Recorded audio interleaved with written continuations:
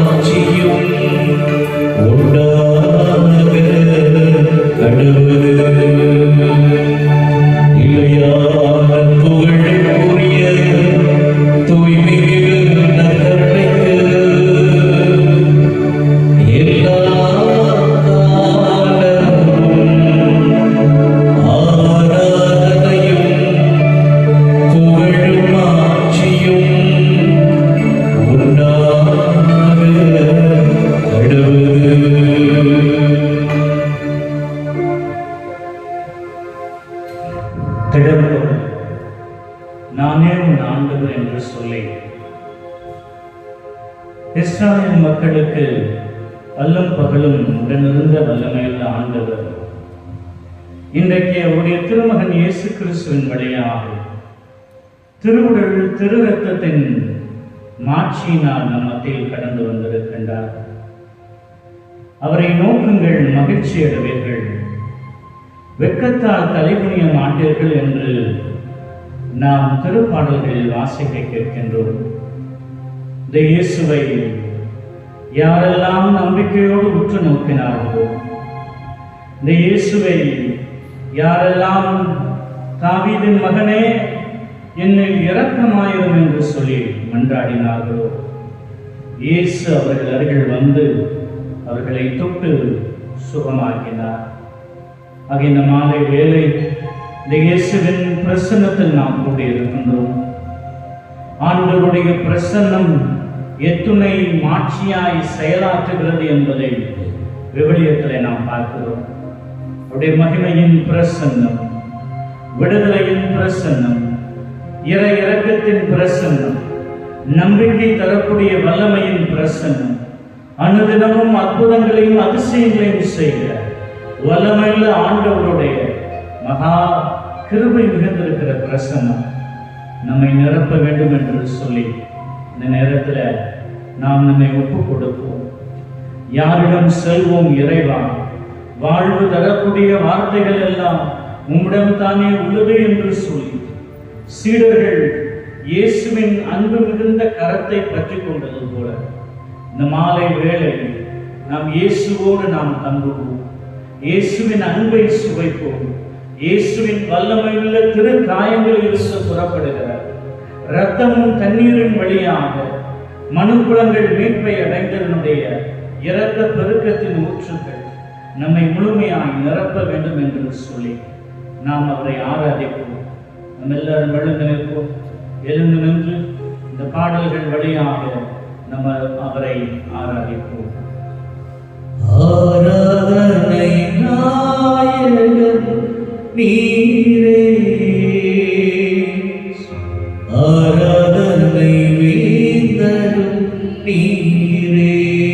சேர்ந்தெல்லாம் சொல்லுவோம். ஆராதனை நாயகன் நீரே, ஆராதனை வேந்தரும் நீரே. கைகள் தட்டி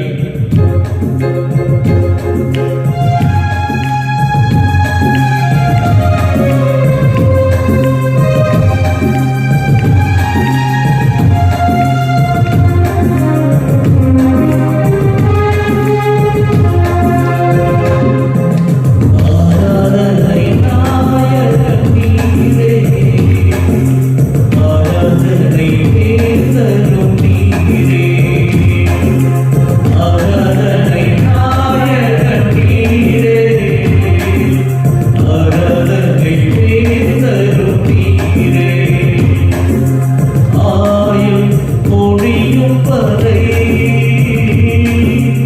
உம்மை தொழுதிடுவோம். ஆயுள் பொழியும் வரை உம்மை தொழுதிடுவோம்.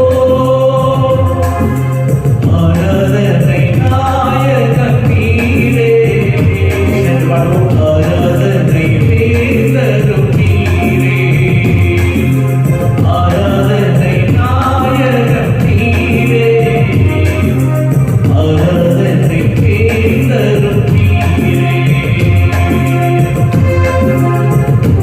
உடைய மகிமையான பிரசன்னத்தை இந்த மாலை வேலைக்கான நன்றி செலுத்தி நாம் அவரை ஆராதிக்கிறோம். இஸ்ரவேலிலே கடவுளாகிய ஆண்டவரை நீர் ஆராதிப்பாயாக என்று புரியும் போது இது இந்த வேளையில் உயிருள்ள வல்லமையுள்ள நம்பிக்கை தரக்கூடிய ஆண்டவராக நம் மத்தியில் எழுந்திருக்கிற இந்த இயேசுவை நாம் ஆராதிப்போம். ஆயிரம் பேர்களில் சீனத்தோ ஆண்டவரே சுனிதே.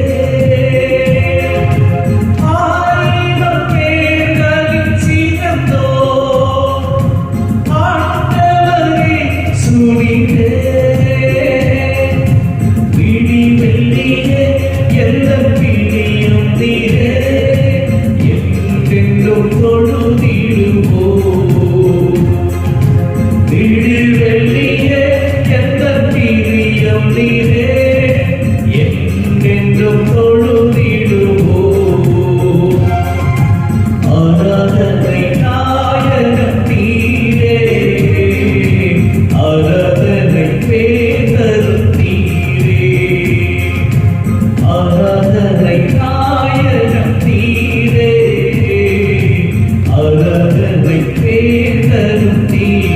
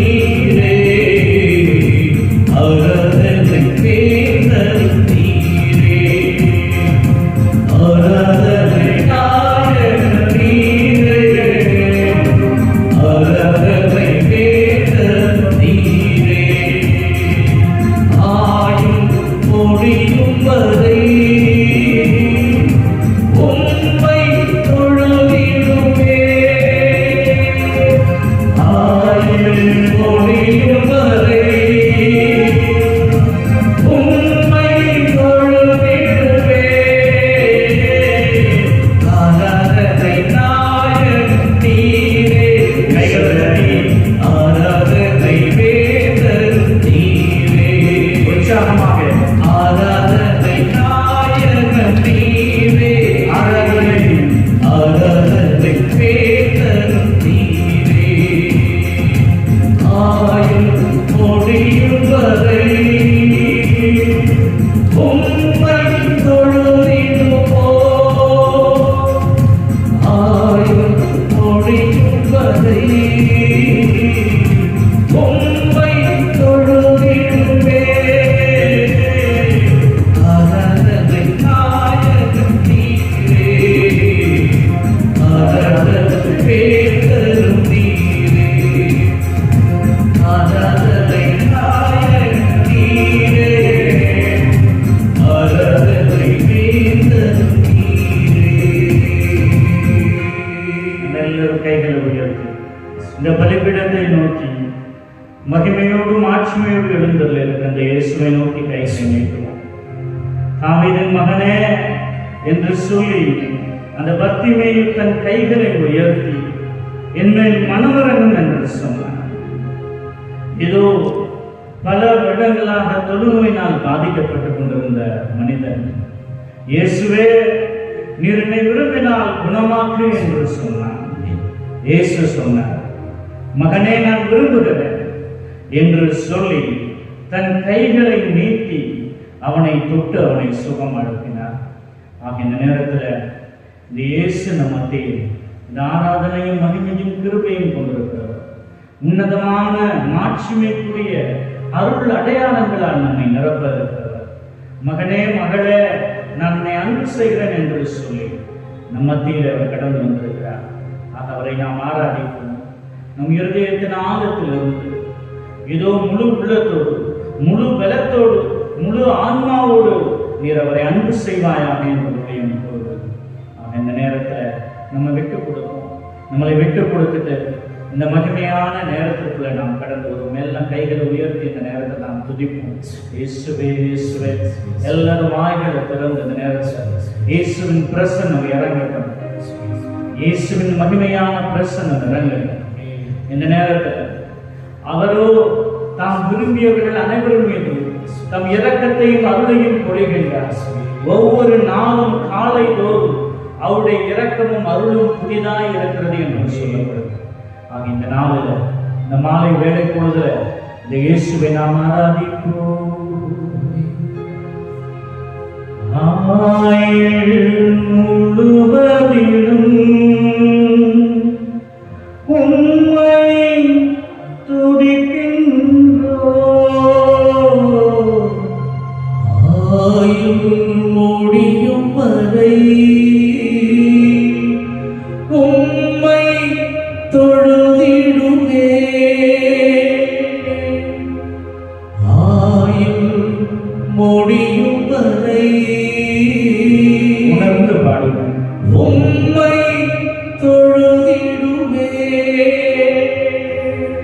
இயேசுவே இயேசுவே இயேசுவே இயேசுவே. நல்லவரே போற்றி. காண்பவரே காப்பவரே இரக்கம் மிகுந்தவரே. எல்லாரும் சொல்லுவோம். இயேசுவே மேல் மனமிறங்கும் என்று சொல்லுவோம். இயேசுவே மேல் மனமிறங்கும். உணர்ந்து நம்முடைய வாழ்க்கை இயேசுவே மேல் மனமிறங்கும் என்று சொல்லுவோம்.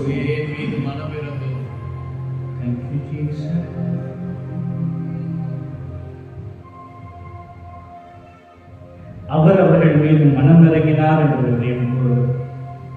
ஆயன் எல்லா ஆடுகளைப் போல் தவித்துக் கொண்டிருந்தவர்கள் மீது அவர் மனம் இறங்கினார் என்று ஊழியத்தில் கூறுவது. இந்த நேரம் இயேசு நம் மீது அவருடைய இரக்கத்தையும் அருளையும் பொழிகின்றார்.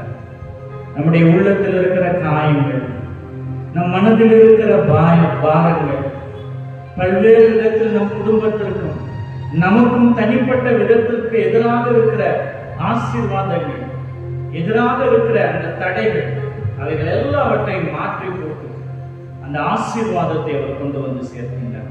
ஆக இந்த நேரத்தில் எல்லா தடைகள் நீங்கணும் என்று சொல்லி இந்த நேரத்தில் ஒப்பு கொடுப்போம். ஒரு நாள் இயேசு எரிகோ நகர வீதியில் சென்றார்.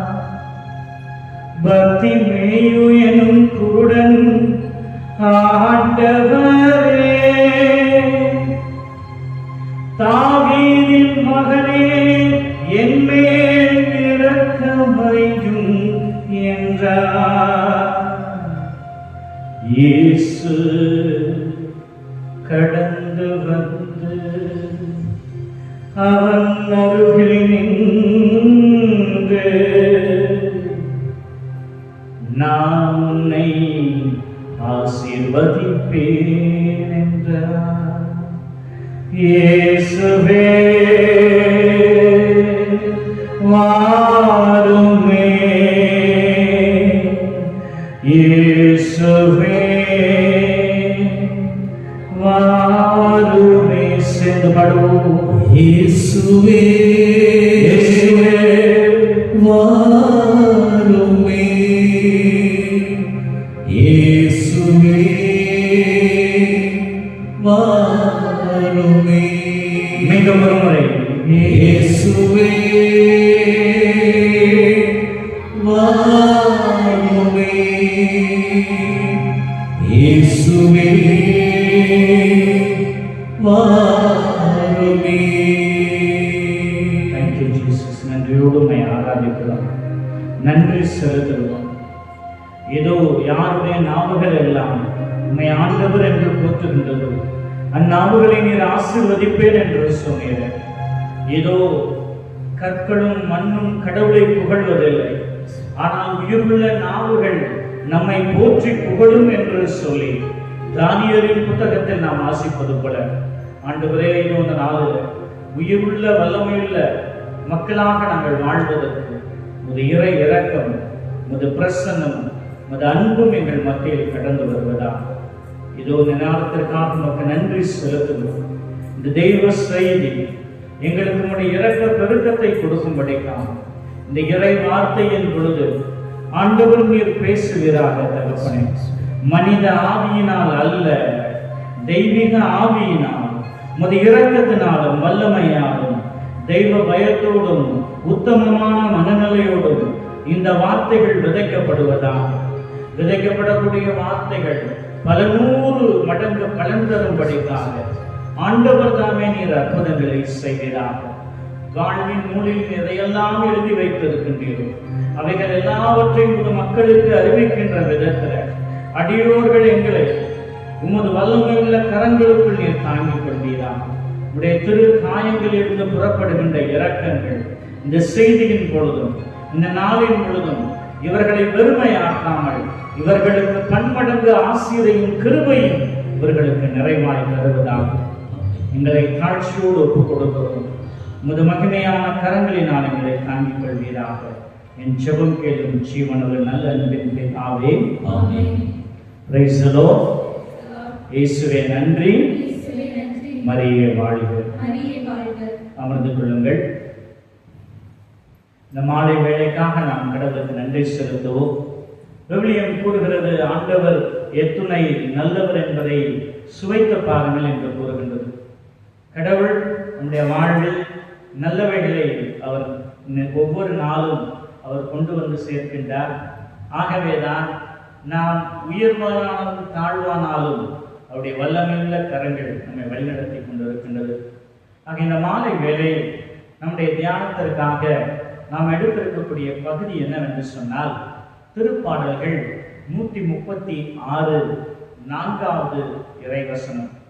திருப்பாடல் 136 4வது இறைவசனம் சொல்லுகிறது, தாம் ஒருவராய் மிக பெரும் செயல்களை செய்கிற ஆண்டவருக்கு நன்றி செலுத்துங்கள், என்றென்றும் உள்ளது அவரது பேரன்பு என்று சொல்லுகிறது.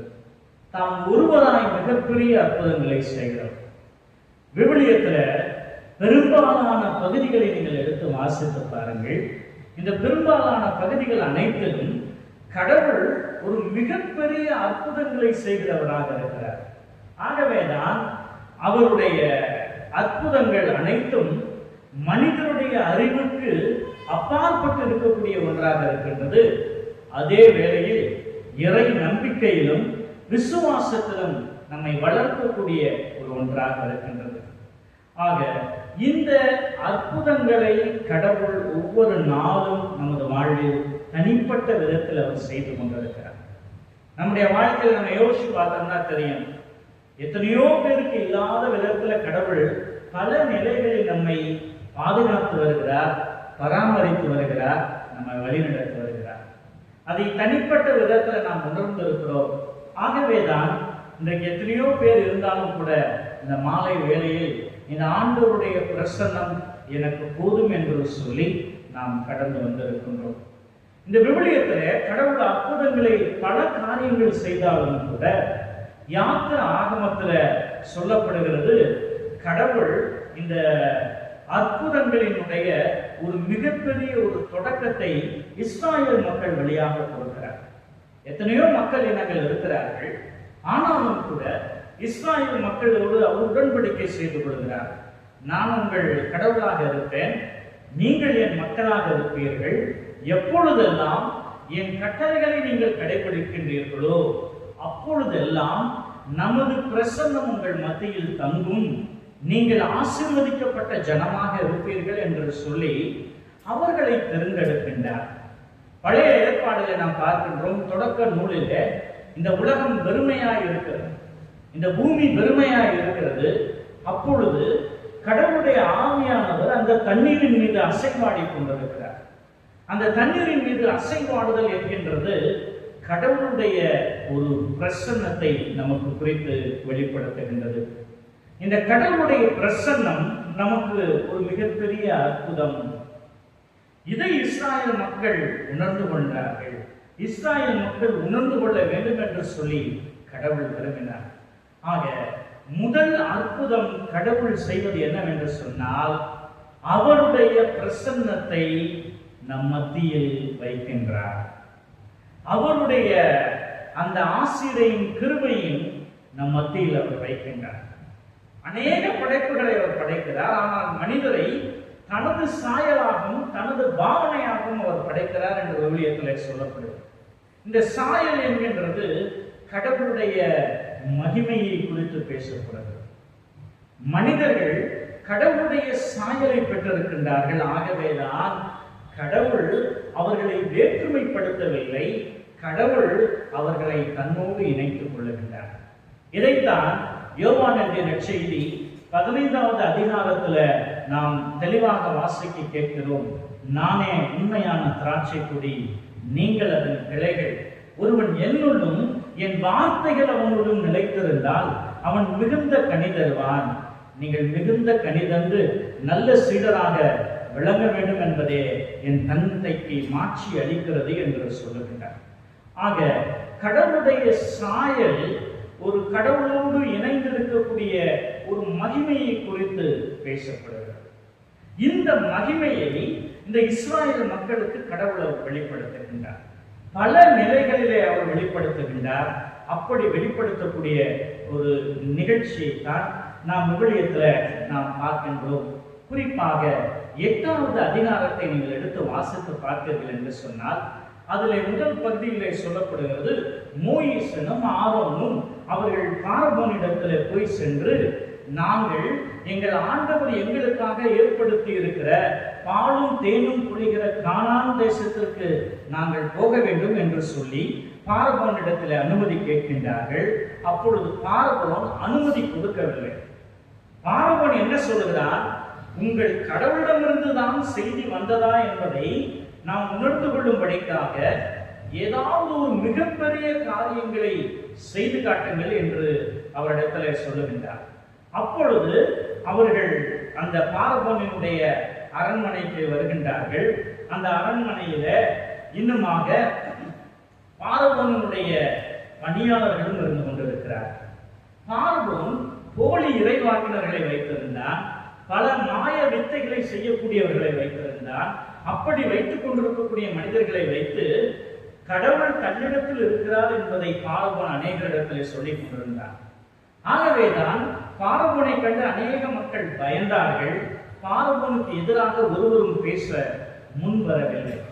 இப்படி இருக்கக்கூடிய இந்த ஒரு சூழ்நிலையில மோயிசன் அவர் வருகின்றார். வந்து பல அற்புதங்களை அவர் செய்ய ஆரம்பிக்கின்றார். இந்த அற்புதங்கள் கடவுளுடைய பெயரால் அற்புதங்கள் நடைபெறுகிறது. மோயிசன் தன்னுடைய கையில் இருக்கக்கூடிய கோலை எடுக்கிறாரு. அந்த கோலை மோயிசன் கீழே போடுறாரு. கீழே போட்டுவிட்டு அந்த கோலினுடைய நுனியை அவர் எடுத்து பிடிக்கிறார். இந்த கோலானது பாம்பாக மாற ஆரம்பிக்கின்றது. அந்த பார்வோனுடைய அவனுடைய அருகில் இருக்கக்கூடிய அந்த பணியாளர்கள் அவர்களும் அந்த கோலை போடுகிறார்கள். அந்த கோலும் பாம்பாக மாற ஆரம்பிக்கின்றது. அதற்கு பிறகு இரண்டாவது அற்புதம், மிகப்பெரிய ஒரு அற்புதம் என்னவென்று சொன்னால், அங்கு அந்த பிரதேசத்தில் தவளைகளை மோயிசன் உருவாக்குகின்றார். தவளைகளை உருவாக்குவதை பார்த்துவிட்டு அந்த பார்வோனுடைய ஆட்களும் தவளையை உருவாக்குகின்றார்கள். மூன்றாவது ஒரு மிகப்பெரிய அற்புதம், அது ஒரு தெளிவாக சொல்லுகிறது. அவர் அந்த பட்டணம் முழுவதும் மோயிசன் கொசுக்களை உருவாக்குகிறார். பாருங்க, மோயிசன் பாம்பை உருவாக்கின பொழுது அவர்கள் பாம்பை உருவாக்கினார்கள். மோயிசன் தவளையை உருவாக்கின பொழுது அவர்கள் தவளையை உருவாக்கினார்கள். மோயிசன் கொசுவை உருவாக்குகிறார். அந்த பட்டணம் முழுவதும் கொசுக்கள் இருக்கிறது. ஆனால் இப்பொழுது அவர்களால் அதை உருவாக்க முடியவில்லை. அப்பொழுது அவர்கள் சொல்லுகிறார்கள், இது மெய்யாகவே இது கடவுளுடைய காரியம், இது மெய்யாகவே கடவுள் செய்த அற்புதம் என்று சொல்லி அவர்கள் முதலில் நம்ப ஆரம்பிக்கிறார்கள். நம்ம நினைக்கிறோம் கடவுள் ரொம்ப ஒரு பெரிய காரியத்தில் தான் அற்புதம் செய்வார் அப்படின்றதுலாம் கிடையாது. கடவுள் சின்ன சின்ன காரியங்களிலே நம்முடைய வாழ்க்கையில் அற்புதங்களை செய்கிறார். நம்மை தெரிந்து கொள்வதன் வழியாக, நம்மை அன்பு செய்வதன் வழியாக, நம்மை பெயர் சொல்லி அழைப்பதன் வழியாக, சின்ன சின்ன ஆபத்துகளில் இருந்து, நோய்களில் இருந்து, பிரச்சனைகளில் இருந்து, பல்வேறு விதமான துயரமான நிகழ்வுகள் இவைகள் எல்லாவற்றிலும் இருந்து அவர் நம்மை பாதுகாக்கிறார். நம்மை அற்புதங்களை அவர் செய்கின்றார். அப்ப இன்னைக்கு நம்ம வாழ்க்கையில நம்ம யோசிச்சு பார்க்கணும், என் தனிப்பட்ட வாழ்க்கையில கடவுள் என்னென்ன அற்புதத்தை எல்லாம் செஞ்சிருக்கிறாரு, எப்படியெல்லாம் கடவுள் என்னை ஒரு பல்வேறு நிலைகளில உயர்த்தி இருக்கிறார் என்று சொல்லி நாம் யோசித்து பார்க்க வேண்டும். பிரியமானவர்களே, ஃப்ரெட்ரிக் ரோஜர் என்று சொல்லக்கூடிய ஒருவர் ஒரு மிகப்பெரிய ஒரு அளவில் அறிவியல் பூர்வமாக எல்லாவற்றையும் உணர்ந்து கொள்ளக்கூடியவர், அறிவியல் பூர்வமாக எல்லாவற்றையும் பார்க்கக்கூடிய ஒரு மனிதராக அவர் இருந்தார். குறிப்பாக அவர் பல்வேறு விதமான பல்கலைக்கழகங்களுக்கு சென்று அறிவியல் பூர்வமாக ஆராய்ச்சிகளை செய்வதை அவர் வழக்கமாக கொண்டிருந்தார். அப்படி இருக்கின்றவர் ஒரு முறை அவர் பார்க்கின்றார், கடவுள் அற்புதம் செய்கிறவர் என்று சொன்னால் எப்படி அவர் அற்புதத்தை செய்ய முடியும்? ஏதாவது ஒன்றை வைத்துத்தானே அவர் கடவுள் அற்புதத்தை செய்ய முடியும் என்கின்ற ஒரு சிந்தனையை அவருடைய மனதில் அவர் வைத்துக் கொண்டே அவர் இருக்கின்றார். ஆக இப்படியாக அவருடைய சிந்தனையை வைத்துக் கொண்டு அவர் ஒரு நாள் கடந்து போகின்றார். ஒரு முறை தன்னுடைய ஒரு ஆராய்ச்சி ஒன்றை அவர் செய்வதற்காக அதை முயற்சி செய்கின்றார். பல வருடங்களாக அந்த ஆராய்ச்சியை அவர் செய்து கொண்டிருக்கின்றார். அவ்வாறு செய்து கொண்டிருக்கக்கூடிய வேளைகளில இறுதியாக அவர் எதிர்பார்க்கக்கூடிய அந்த குறிப்பிட்ட ஆராய்ச்சியுடைய முடிவுகள் இல்லாத ஒரு சூழ்நிலை ஏற்படுகிறது. அவர் மிகுந்த வருத்தப்படுகிறார், வேதனைப்படுகிறார். இந்த வேதனையுடைய ஒரு உச்ச கட்டத்துல அவர் சொல்லுகின்றார், கடவுள் தான் அற்புதம் செய்யறவர்னு சொல்றாங்கல்ல, ஏதாவது ஒரு அற்புதம் செய்யலாம்ல என்று சொல்லி அவர் நினைத்து கொண்டிருக்கின்றார். அப்பொழுது திடீரென்று அவருடைய மனசுக்குள்ள ஒரு யோசனை வருகிறது. ஒரு சிறிய, குறிப்பாக ஒரு சிறிய ஒரு காரியத்தை செய்ய வேண்டியது இருக்கிறது. அவர் கண்டுபிடிக்கப்பட்ட அந்த கண்டுபிடிப்புல ஒரு சிறிய அளவு ஸ்க்ரூ என்று சொல்லக்கூடிய அந்த ஸ்க்ரூல ஒரே ஒரு இன்ச்சி மட்டும் அவர் டைட் வைக்கணும். அந்த ஒரே ஒரு இன்ச்சி மட்டும் அவர் டைட் வைக்கிறாரு. அவர் எந்த அந்த கருவியை கண்டுபிடிக்க வேண்டும் என்று விரும்புகின்றாரோ அந்த கருவியை அவரால் சரியாக செய்ய முடிந்தது, கண்டுபிடிக்க முடிந்தது. பிறகு அவர் சொல்ல ஆரம்பிக்கின்றார், கடவுள் பெரிய காரியங்களில் அற்புதங்களை செய்வதை விட சிறிய சிறிய காரியங்களில் கடவுள் அவருடைய பிரசன்னத்தை வெளிப்படுத்துகிறார், அவருடைய மகிமையை வெளிப்படுத்துகிறார் என்று அவர் சொல்லுகின்றார். பிரியமானவர்களே, இன்றைய நாளில் நாம் கடவுளுக்கு நாம் நன்றி செலுத்துவோம். நம்ம எல்லாரும் கண்களை மூடுவோம்.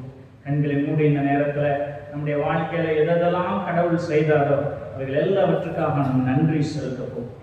நம்ம எல்லாரும் கண்களை மூடி நம்ம 2 கைகளை நாம் விரித்துக் கொள்வோம். 2 கைகளை விரித்து அவருடைய பிரசன்னத்துடைய மகிமை இந்த நேரத்தில் நாம் இயேசுவை நாம் மனதிற்குள்ளே கொண்டு வருவோம். நம்முடைய சிந்தனைகள் எல்லாம் ஒருமுகமாக்கப்படட்டும். இயேசுனுடைய காயங்களை நாம் உற்று நோக்குவோம். சிலுவையில் நமக்காக பாடுகள் பட்டு நமக்காக ரத்தம் சிந்தி செம்மறியான மெய்யான ஆட்டுக்குட்டி போல் வாய் திறக்காதவராக நம் மத்தியில் இருக்கிற அந்த செம்மறியை உற்று நோக்குவோம். இந்த நேரத்தில் நன்றி செலுத்துவோம்.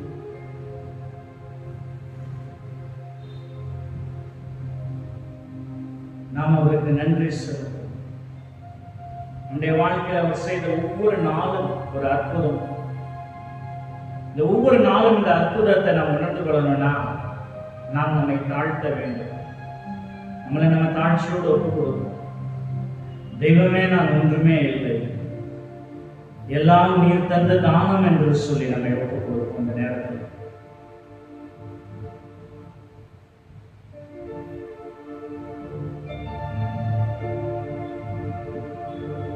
தெய்வமே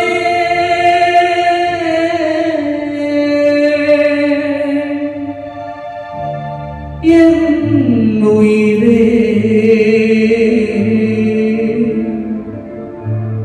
நிந்தானம்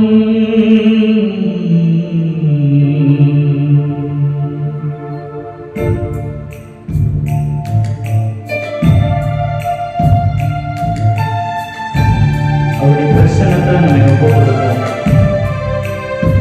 தாழ்ச்சியோடு நம்மை ஒப்புக் கொடுப்போம். தாழ்ச்சியோடு இருக்கிற உள்ளங்களுக்குள்ள அவர் கடந்து வருகிறார்.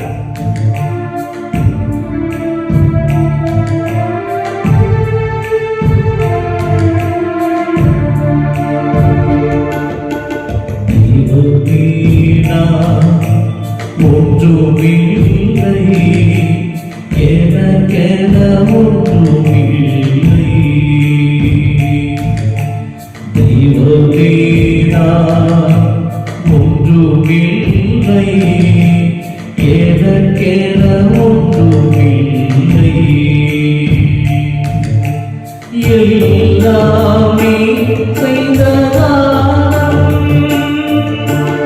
எல்லாமே தந்ததானம், நான் வாழ்வது உமது கருணை, நான் வாழ்வது உமது கருணை, தெய்வமே நான் ஒன்றுமில்லை எனக்கென ஒன்றுமில்லை.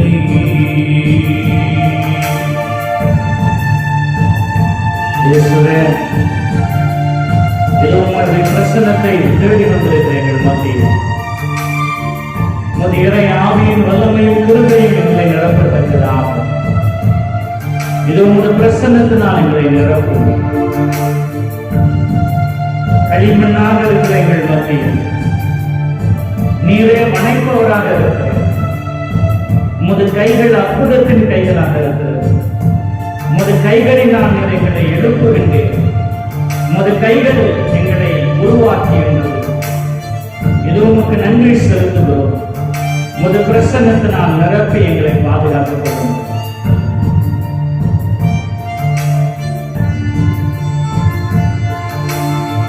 நான் எடுத்த நீவன் தானே ஐயா, உன் கையால் என்னை வதைத்திடுமே.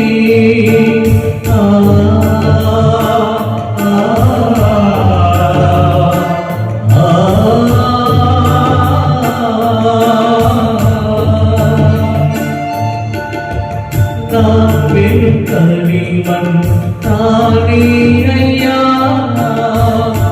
உன் கையால் என்னை வதைத்திடுமே. அகங்கார போக்கி அகம் சுத்தமாக்கி, அகங்கார போக்கி அகம் சுத்தமாக்கி, அன்பு மகனாகும் இயேசுதேவா, அன்பு மகனாகும் இயேசுநாதா.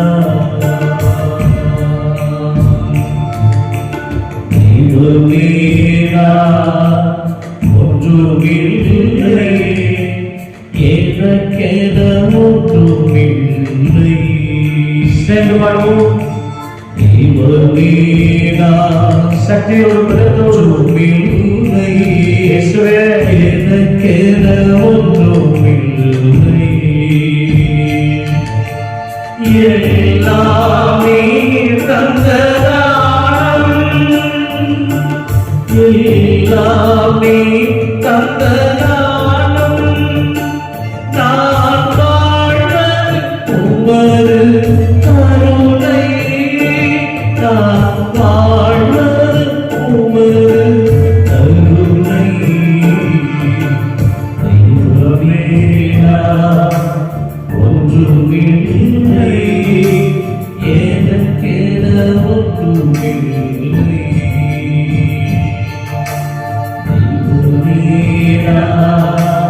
ஒன்றுமில்லை எனக்கென ஒன்றுமில்லை. தேவனுடைய வல்லமையை நாம் உணர்ந்து கொள்வோம். அவருடைய வல்லமை நம்முடைய சரீரங்களுக்குள் கடந்து வரும்படி நம்மை நாம் விட்டுக் கொடுப்போம். ஆண்டவரே, நீங்க என்னை நிரப்புங்கன்னு சொல்லுங்க. ஆண்டவரே, என்னை நிரப்புங்கன்னு சொல்லுங்க. இந்த நாளில் நீங்கள் பேசுகிற வார்த்தையை ஆண்டவர் கேட்கிறார். இந்த நாளில் நீங்கள் பேசுவதை ஆண்டவர் கேட்டு உங்களுக்கு ஆசீர்வையும் அருளையும் அவர் தருகிறார். இதோ நம்முடைய பேச்சை கேட்பதற்காக இந்த பலிபீடத்தில் அவர் எழுந்திருக்கிறார். ஆக அவரிடத்துல நேரத்தில் சும்மா இருக்க வேண்டாம். வாய்களை திறந்து சொல்லுங்க. என் வேதனைகளையும் என் கண்ணீரையும் என் கஷ்டங்களையும் நான் யாரிடத்தில் சொல்லுவேன்? உயிரோடு இருக்கிற என் ஆண்டவரிடத்தில் மட்டுமே நான் சொல்லுவேன் என்று சொல்லி யோபு சொன்னார். ஆக இந்த நேரத்தில் அவருடைய கரங்களில் இருந்து புறப்படுகிற இரக்கத்தின் ஊற்று நம்முடைய சரீரங்களுக்குள்ள இறங்க விடம்படித்தான்.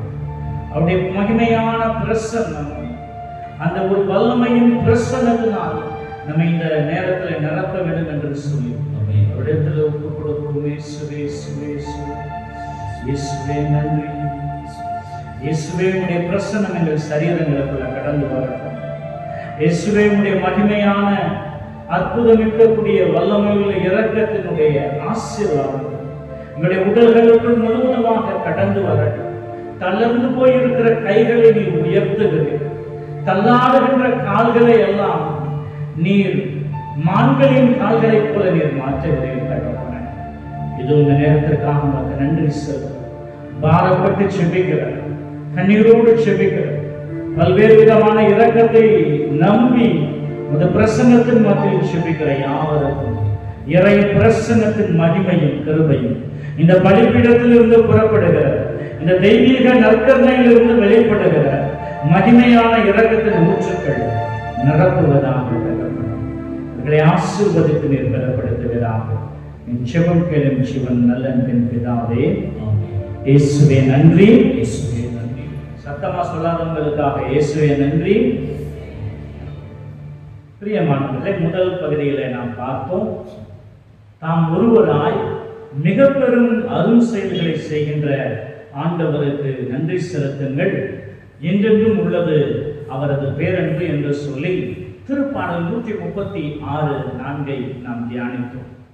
ஆக முதலாக அவருடைய பிரசன்னம் என்கின்றது ஒரு மிகப்பெரிய அற்புதத்தினுடைய பிரசன்னம். அதைத்தான் இஸ்ராயேல் மக்கள் அவர்கள் உணர்ந்து கொண்டார்கள் என்று நாம் பார்க்கின்றோம்.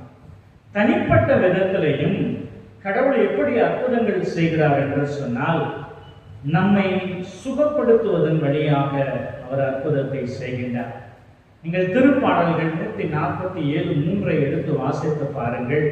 அதிலே சொல்லப்படுகிறது, அவர் உள்ளம் நொறுங்கியவர்களை குணமாக்குகின்றார். அவர் உள்ளம் நொறுங்கி இருக்கிறவர்கள் யாவரையும் அவர் சுகப்படுத்துகிறார். நொறுக்கப்பட்டிருக்கிற இதயங்களை அவர் தேற்றுகிறார். காயங்களை எல்லாம் கட்டுகிறார். அவைகளுக்கு அவர் மருந்து கொடுக்கிறார் என்று சொல்லக்கூடிய விதத்துல நாம் விவிலியத்துல நாம் வாசிக்க கேட்கின்றோம். ஆக எப்பொழுது நாம் நொறுக்கப்படுகிறோம் என்பது மிக முக்கியமான ஒன்றாக இருக்கிறது. மனிதர்களாக இருக்கிற நாம் எல்லோருமே இயல்பாகவே நாம் பல்வேறு விதமான பாதிப்புகளுக்கு நாம் உட்படக்கூடியவர்களாக இருக்கிறோம். இந்த பாதிப்புகள் சிறு வயதிலிருந்து இருக்கக்கூடிய ஒரு சில பாதிப்புகள் நம்முடைய வாழ்க்கையில் அல்லது நம்முடைய தனிப்பட்ட வாழ்க்கையில் அது பல்வேறு விதமான பாதகத்தை ஏற்படுத்துகிறது. ஒரு நொறுக்கப்படக்கூடிய ஒரு மனநிலையை அது ஏற்படுத்துகிறது. நீங்கள் விவிலியத்தை எடுத்து வாசித்து பார்த்தீர்கள் என்று சொன்னால், அதிலும் குறிப்பாக மார்க்கு எழுதிய நற்செய்தியை நீங்கள் எடுத்து வாசித்து பாருங்கள். இந்த மார்க்கு எழுதிய நற்செய்தி 5ஆம் அதிகாரத்திலிருந்து சொல்லப்படுகிறது. கெனசரேத் என்று சொல்லக்கூடிய ஒரு பகுதி இருக்கிறது. இந்த கெனசரேத் என்று சொல்லக்கூடிய பகுதியிலிருந்து இயேசு கடந்து அவர் வருகிறார். வருகின்ற பொழுது அங்கு கல்லறை இருக்கிறது. கல்லறையிலிருந்து ஒரு மனிதன் ஒருவன் வெளியே வருகிறான் என்று சொல்லப்படுகிறது. எந்த ஒரு மனிதரும் கல்லறையை விரும்ப மாட்டார்கள்.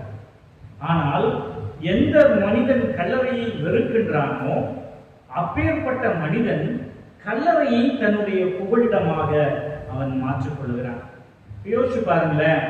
இப்ப வைக்கிற இந்த ஜபத்தை நைட்டு இன்னைக்கு 12 மணிக்கு கல்லறையில வைக்கிறோம்னு சொல்லுங்கள, நம்ம எல்லாம் வருவோமா? முதல் தூங்குவோம், ரெண்டாவது கல்லறையில போய் பூசை வைக்கிறாரு, இந்த சாமியார் நல்லா இருக்காரா இல்லையா? 12 மணிக்கு ப்ரேயர் வைக்கிறாரு. அப்புறம் யோசிப்போம், எல்லாத்துக்கும் மேல நானே வரமாட்டேன், அது வேற விஷயம். அப்ப கல்லறை அவனுக்கு ஒரு புகலிடமாக மாறுகிறது. நிறைய பேருக்கு நமக்கு வெளியில நம்ம நல்லா இருக்கிறோம், சில நேரத்துல நாம் கல்லறைகளை போன்று நாம் இருந்து கொண்டிருக்கிறோம். கல்லறைகளை இருக்கக்கூடிய மனிதர்களை போன்று நாம் இருந்து கொண்டிருக்கிறோம். நம்முடைய வாழ்க்கையில நாம் பட்ட காயங்கள், கசப்பான நிகழ்வுகள், அவைகள் அனைத்தும் நம்மை நொறுக்கி விடுகின்றது, நம்மை வருத்தத்திற்குள் தள்ளிவிடுகிறது. அப்படி நொறுக்கப்படக்கூடிய ஒரு மனநிலை இருக்கின்ற காரணத்தினால நாம் கடவுளுடைய அற்புதங்களை உணர முடியவில்லை. அற்புதங்களை நம்மால் பெற்றுக்கொண்டு அதை நாம் முழுமையாக நாம் சுதந்திரிக்க முடியாமல் இருக்கிறோம். நல்லா பாருங்க, இந்த மனிதனும் அப்படித்தான். ஒருவேளை கடவுளிடமிருந்து பல்வேறு விதமான அற்புதங்களை பெற்றிருக்கலாம், இந்த மனிதன் அதிசயங்களை பெற்றிருக்கலாம். ஆனால் இப்பொழுது அவனுக்கு இல்லம் என்பது அவனுக்கு விருப்பம் இல்லை. கல்லறையை தனக்கென ஒரு இடமாக அவன் தெரிந்து கொள்கிறான். இந்த கல்லறையை அவன் தெரிந்து கொண்டதனுடைய ஒரு விளைவு அவன் வாழ்வு முழுவதும் பாழாக்கப்படுகிறது. விவிலியத்திலே சொல்லப்படுகிறது, இந்த கல்லறை என்கின்றது குறிப்பாக இந்த மனிதனை கட்டுப்படுத்தக்கூடிய ஒரு ஒன்றாக இருக்கிறது. அதைத்தான் விவிலியத்தில் பார்க்கின்றோம். 3 விதத்துல இந்த மனிதன் தன்னை கட்டுப்படுத்திக் கொள்கிறான். நான் சொன்னேன், நாம எப்படி கல்லறைகளாக நம்ம கல்லறை போல நம்ம இருக்கிறோம் அப்படின்னு சொன்னால், நம்மை ஏதாவது ஒரு நிகழ்வுகள் கட்டுப்படுத்தி கொண்டே இருக்கும். திடீர்னு கடவுள் உங்களுக்கு உணர்த்துவார், இன்னைக்கு நீங்க நல்லா ஜெபம் பண்ணுங்க, ஒரு காலையில எந்திரிச்சு நம்ம ஜெபம் பண்ணுவோம், கடவுள் உணர்த்துவார். ஆனால் அதையும் மீறி ஏதாவது ஒரு கட்டுப்படுத்துதல் இருந்து கொண்டே இருக்கும். அப்ப இந்த மனிதன் எப்படி கட்டுப்படுத்தப்படுகிறான் என்று சொன்னால், முதலிலே இம்மனிதனை சங்கிலிகளால் கட்டி வைக்கிறார்கள். இந்த கட்டுப்படுத்துதல் என்பது மிக முக்கியமானது. பிறர் கட்டி வைத்தல். பிறர் கட்டி வைத்தல் என்பது என்னன்னா, பிறர் சொன்ன வார்த்தைகள். யாராவது நம்மளை பத்தி ஏதாவது சொல்லியிருப்பாங்க, இந்த விஷயம் தெரியுமா, இந்த அவர் இருக்காங்கல்ல அல்லது இவங்க இருக்காங்கல்ல அப்படின்னு ஏதாவது ஒரு வார்த்தைகளை சொல்லியிருப்பார்கள். இந்த வார்த்தைகளை சொல்லி அவர்கள் கட்டுப்படுத்தி இருப்பாங்க. யாராவது ஒருத்தவங்க சொல்லிக்கிட்டே இருப்பாங்க, என் வீட்டுக்காரர் நல்லவர் தான், ஆனா கோபம் வந்தா மட்டும் மிருகம் மாதிரி மாறிடுவது. பிரியமானவர்களே, நம்மை விட நம்முடைய மூளை பயங்கரமான சக்தி வாய்ந்தது. நமது மூளை பயங்கரமான ஒரு சக்தி வாய்ந்தது. இரவு நேரங்களில் அது பல்வேறு விதமான செயல்பாடுகளை செய்கிறது. எதெல்லாம் எதிர்மறையா நமக்குள்ள வருகிறதோ அந்த எதிர்மறையா வரக்கூடியது எல்லாமே ஒரு பாதகத்தை ஏற்படுத்தும். இப்ப யாராவது உங்களை சின்ன வயசுல இருந்து ஏதாவது உங்களுடைய குறைகளை மட்டுமே சொல்லி இருக்கிறார்கள் என்று சொன்னால் நீங்கள் நொறுக்கப்பட்ட மனிதராக இருப்பீர்கள். இந்த குறைகளை மட்டுமே சொல்லிக் கொண்டிருக்கிறார்கள் என்று சொன்னால் அது உங்களுக்குள் ஒரு மிகப்பெரிய பாதகத்தை ஏற்படுத்தும். மிகப்பெரிய ஒரு வலிமை இல்லாத நிலையை அது ஏற்படுத்தும். இப்ப இந்த மனிதனை பல பேர் சங்கிலியில கட்டி வைத்திருக்கிறார்கள். அப்படின்னா என்னது? அந்த மனிதன் கல்லறையில் இருக்கிறவன், அவன்கிட்ட மனுஷன் இருக்க முடியாது, அவன் பேய் பிடித்திருக்கிறான் அல்லது அவனுக்கு ஏதாவது நோய் இருக்கிறது என்று சொல்லி அவனை கட்டி வைத்திருந்தார்கள். அவனை கட்டி வைத்தது இது ஒன்று.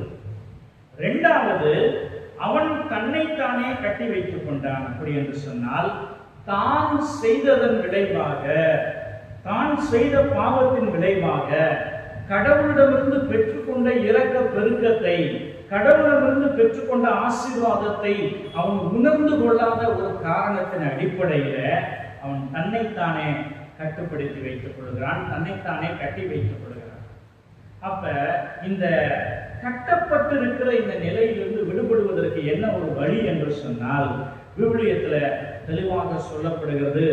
யாரெல்லாம் ஆண்டவரை புகழ்கின்றார்களோ, ஆண்டவருடைய வல்ல செயல்களை புகழ்கின்றார்களோ அவர்கள் அவருடைய இரக்க பெருக்கத்தை பெற்றுக் கொள்கிறார்கள் என்று சொல்லப்படுகிறது. அப்ப ஒருவேளை நம்ம கட்டப்பட்டிருக்கிறோம் அப்படின்னா நமக்குள்ள என்ன சிம்டம்ஸ் இருக்கும், என்ன அறிகுறிகள் இருக்கும் என்று சொன்னால் ஏதாவது ஒரு காரியத்துல நமக்கு ஒரு வருத்தம் என்பது இருந்து கொண்டே இருக்கும். இதை ஆங்கிலத்தில் சொல்வார்கள் persisting sorrow என்று சொல்வார்கள். அதாவது தொடர்ந்து இருக்கக்கூடிய ஒரு துன்பம், ஒரு வருத்தம் என்று அவர்கள் சொல்வார்கள். ஏதாவது ஒரு வருத்தமான நிலைகள் இருந்து கொண்டே இருக்கும். ஆண்டவரை நம்புகிறவர்கள், ஆண்டவருடைய பிரசனத்தை நம்புகிறவர்கள், அவர்கள் கடவுளை பற்றிக் கொள்வார்கள். பட் இந்த வருத்தம் என்பது இருக்கும். அப்ப அந்த மனிதன் கல்லறையில் தன்னை எப்படி கட்டி வைத்துக் கொள்கிறான் என்று சொன்னால் வருத்தம் என்கின்ற ஒரு நிலையில அவன் தன்னை கட்டி வைத்திருக்கிறான். இரண்டாவதாக விவிலியம் கூறுகிறது அந்த மனிதன் கூச்சலிடக்கூடிய ஒரு மனிதனாக இருக்கிறான் என்று கூறுகிறது. இந்த கூச்சல் என்று சொல்லக்கூடியது எதை குறித்து சொல்லுகிறது என்று சொன்னால் மன அமைதி இல்லாத நிலையை குறித்து சொல்லுகிறது. பிரியமானவர்களே, மன அமைதி என்கின்றது மிகவும் முக்கியமானது. நம் ஆலயத்திற்கு வருகிறோம், இறைவனுடைய இரக்க பெருக்கத்தை பெறுகிறோம், திவ்ய நற்கனை வாங்குகிறோம். இவைகள் அனைத்தும் நமக்கு சமாதானத்தை கொடுக்கும். அதனால தான் என்ன சொல்லுவோம், இப்பெல்லாம் என்ன சொல்றாங்க நிறைய பேருக்கு, நீங்க எந்த காரியத்தை செய்யறதுக்கு முன்னாடி ஆலயத்துல போயிட்டு திவ்ய நற்கனை முன்னாடி ஆண்டவரிடத்துல சொல்லிட்டு நீங்கள் இந்த காரியத்தை செய்யுங்கள் என்று சொல்லணும். அப்ப மன அமைதியற்று இருக்கக்கூடிய நிலை, மன அமைதி ஒருத்தருக்கு மிகவும் முக்கியமானது. இந்த மன அமைதி இல்லை என்று சொன்னால் பதட்டம் என்று சொல்லக்கூடிய அன்சைட்டி என்று சொல்லக்கூடிய பதட்ட நோய்க்கு அவர்கள் தள்ளப்படுகிறார்கள். இப்போ பதட்டம் அதிகமாக இருக்குது அப்படின்னா என்னது? நம்முடைய சிந்தனைகளை ஒருமுகப்படுத்த முடியாது, நம்முடைய சிந்தனைகள் சிதறலாகிவிடும். பதட்டம் அதிகமாக இருக்கக்கூடிய வேளையில ஒரு நம்பிக்கை என்கின்றது கட்டமைக்காது. நம்பிக்கை என்கின்றது நம்முடைய வாழ்க்கையில இல்லாத ஒரு சூழலுக்குள் நாம் தள்ள போகின்றோம். அப்ப அந்த மனிதன் கூச்சல் எடுக்கிறான், அவனை பார்க்கிறவர்களும் கூச்சல் எடுக்கிறார். அப்படின்னா என்னது? அந்த மனிதன் அநேகருக்கு ஒரு அச்சத்தை கொடுக்கக்கூடியவனாக இருக்கிறான், அநேகருக்கு ஒரு பயத்தை கொடுக்கக்கூடியவனாக இருக்கிறான், அநேகருக்கு ஒரு துன்மார்க்கமான மனிதனாக இருக்கிறான். இப்படி இருக்கக்கூடிய சூழ்நிலையில அவனை மக்கள் ஏற்றுக்கொள்ளவில்லை. ஆக முதலில் அவன் தன்னைத்தானே கட்டி வைத்துக் கொள்கிறான், பிறர் அவனை கட்டுகிறார்கள், தனக்குத்தானே அவன் கூச்சல் போட்டுகிறான், பிறரும் அவனை பார்த்து கூச்சல் போடுகிறார்கள். மூன்றாவதாக தன்னுடைய உடல்களை அவனே காயப்படுத்திக் கொள்கிறான், அவனே காயப்படுத்திக் கொள்கிறான். சில நாட்களுக்கு முன்பாக எங்க கல்லூரியில ஒரு பையன் இருந்தான். ஒரு பையன் பேசிக்கிட்டே இருந்தான். பேசிக்கிட்டே இருக்கிறப்ப அவன் கையை பார்த்தேன். அவன் கையில் பார்த்தா இங்கேருந்து இது வரைக்கும் ஒரே பிளைடாக கீரலாக இருந்துச்சு. நான் கேட்டேன், இது என்ன இவ்வளோ கீரல் அப்படின்னு. அது ஒரு பெரிய ஸ்டோரி ஃபாதர்னா. ஸோ பெரிய ஸ்டோரி சின்ன ஸ்டோரியாக எனக்கு சொல்லுன்னு கேட்டேன். என்ன அவன் சொன்னான், இந்த முதல் கீரல் முதல் லவ் ஃபெயிலியர், ரெண்டாவது கீரல் ரெண்டாவது லவ் ஃபெயிலியர், மூணாவது சூசைடு அட்டன் பண்ணப்ப வந்தது அப்படின்னு ஒவ்வொன்றா சொன்னான். This is called self harming. நாமளே நம்மளை தண்டிச்சுக்குவோம். நான் கடவுளுக்கு நான் செய்ய வேண்டியதெல்லாம் கடவுளுக்கு செய்யலை, அதனால கடவுள் என்னைய இன்னைக்கு தண்டிச்சுட்டாரு. நாம சொல்லுவோம், கடவுள் என்னைய தண்டிச்சுட்டாரு, அதனால தான் என் தலை விதி நான் இங்க இருக்கிறேன். This is something not only harming our physical body but harming our soul. நம்முடைய உடல்களை மட்டும் நாம் காயப்படுத்துவது அல்ல, மாறாக இந்த உடலையும் உயிரையும் கொடுத்த வல்லமையுள்ள ஆண்டவருடைய ஆன்மாவை காயப்படுத்துதல். ஆன்மாவை காயப்படுத்துதல்ன்றது ரொம்ப முக்கியம். அப்ப இந்த மனிதன் தன்னை காயப்படுத்திக் கொள்கிறான், உடலையும் காயப்படுத்திக் கொள்கிறான், தன் ஆன்மாவையும் அவன் காயப்படுத்திக் கொள்கிறான். தன் ஆன்மாவை காயப்படுத்திக் கொள்கிறதுனால என்னது, கடவுளுடைய பிரசன்னத்தில் இருக்க வேண்டிய மனிதன், கடவுளுடைய இல்லத்தில் இருக்க வேண்டிய மனிதன், கடவுளை தேட வேண்டிய மனிதன், கடவுளுடைய பிள்ளை என அழைக்கப்பட வேண்டிய மனிதன், ஆபிரகாமுடைய பிள்ளை என அழைக்கப்படக்கூடியவன் தகுதியற்றவன் என்று சொல்லி அவன் தன்னை கல்லறைக்குள்ளே அவன் வைத்துக் கொள்கிறான். பிரியமானவர்களே, இப்படி இருக்கக்கூடிய இந்த ஒரு சூழலிலே தான் இயேசு வருகிறார். இயேசு வந்து அவனை சுகப்படுத்துகிறார். அவனை சுகப்படுத்துவதோடு மட்டுமல்ல, அவனுக்கு விடுதலை கொடுக்கிறார். ஒருவேளை இன்னைக்கு நம்மளை எதெல்லாம் கட்டுப்படுத்துதுன்னு நம்ம நினைக்கிறோம். ஒருவேளை நம்முடைய உடல் ரீதியான பிரச்சனைகள் நம்மை கட்டுப்படுத்தக்கூடியதாக இருக்கும், அல்லது மன ரீதியான பிரச்சனைகள் காயங்கள் கட்டுப்படுத்துவதாக இருக்கும், அல்லது உணர்வு ரீதியான நிகழ்வுகள் நம்மை கட்டுப்படுத்துவதாக இருக்கும். அப்படி இருக்கக்கூடிய சூழ்நிலையில தான் திருப்பாடல் 147:3 சொல்கிறது, உள்ளம் நொறுங்கியவர்களை அவர் குணப்படுத்துகிறார், அவருடைய காயங்கள் அனைத்தையும் அவர் கட்டுகிறார், அவைகளை தொட்டு சுகமாக்குகிறார் என்று சொல்லப்படுகிறது. ஆக இந்த நேரத்துல இந்த ஜெப வழிபாடுல இப்பொழுது நாம் இந்த உள்மன காயங்களை ஆற்றக்கூடிய இந்த நிகழ்வுக்குள்ளே நாம் கடந்து போகிறோம். ஆக இந்த இயேசுனுடைய பிரசன்னம், இயேசுனுடைய வல்லமையுள்ள அற்புதம் நம்முடைய வாழ்வில் நடைபெற வேண்டும் என்று சொல்லி இந்த நேரத்தில் நாம் எல்லாரும் எழுந்து நிற்போம். எழுந்து நின்று அவருடைய பிரசன்னத்துல நாம் இந்த ஆராதனையின் வழியாக இந்த உள்மன காயங்களை நாம் ஆண்டவருடைய கரங்களிலிருந்து நாம் பெற்று அவருடைய காயங்கள் வழியாக நாம் பட்டிருக்கிற காயங்கள் சுகமாக்கப்பட வேண்டும் என்று சொல்லி நம்மை நாம் ஒப்புக் கொடுப்போம். இந்த உள்மன காயத்தினுடைய ஆவிகள் திறக்கப்படும்படிக்கான இயேசுனுடைய திரு காயங்களிலிருந்து புறப்படுகிற ரத்தமும் தண்ணீரும் நம் மத்தியில் கடந்து வர வேண்டும் என்று சொல்லி, இதோ இயேசுவே எனக்குள்ளே வாரும் என்று சொல்லி இந்த நேரத்தில் நாம் அவரை ஆராதிப்போம். இந்த சுகமளிக்கக்கூடிய இந்த நிகழ்வுகளுக்குள்ள நம்மை நாம் ஒப்புக் கொடுப்போம். நம்மை நாம் முழுமையாக நாம் ஒப்புக் கொடுப்போம்.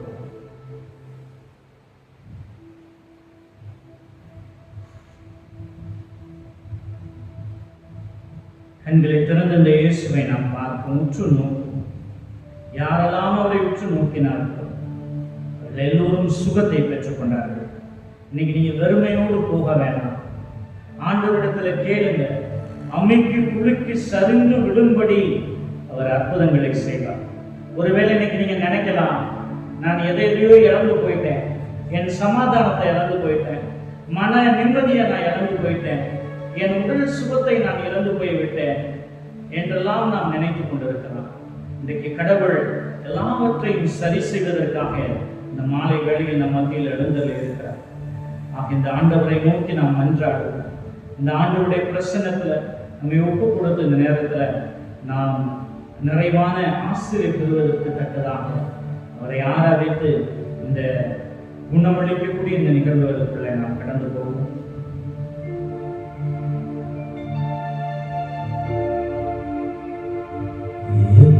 இயேசுவே இயேசுவே என்னை குணப்படுத்தும். எல்லாரும் சொல்லுவோம், இயேசுவே என்னை குணப்படுத்தும் சொல்லுவோம். இயேசுவே இயேசுவே இயேசுவே என்னை குணப்படுத்தும். இயேசுவே என்னை குணப்படுத்தும் ஆண்டவரே. குணமளிப்பவரே குணமளிப்பவரே என்னை குணப்படுத்தும். ஐயா என்னை குணப்படுத்தும். எல்லாரும் சேர்ந்து பாடுவோம். எல்லாரும் குணமளிப்பவரே குணமளிப்பவரே என்னை குணப்படுத்தும். மாணிகளை திறந்து ஐயா என்னை குணப்படுத்தும். நம்பிக்கையோடு சொல்லுவோம். குணமளிப்பவரே குணமளிப்பவரே என்னை குணப்படுத்தும். ஐயா என்னை குணப்படுத்தும். இயேசுவே இயேசுவே இயேசுவே இயேசுவே இயேசுவே இயேசுவே இயேசுவே இயேசுவே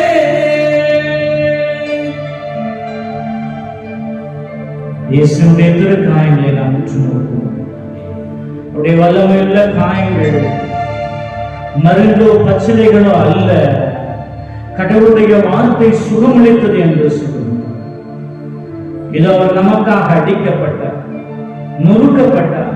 கர்த்தாவே சமரிய ஆட்டுக்குட்டி போல் மயக்கத்திற்கோர் முன்னிலையில் அவர் வாய் திறக்கவில்லை.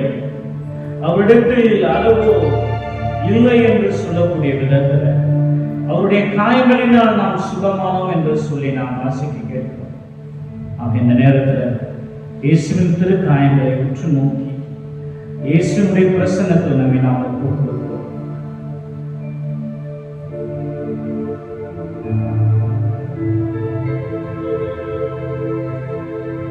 கல்வாரி மலையில்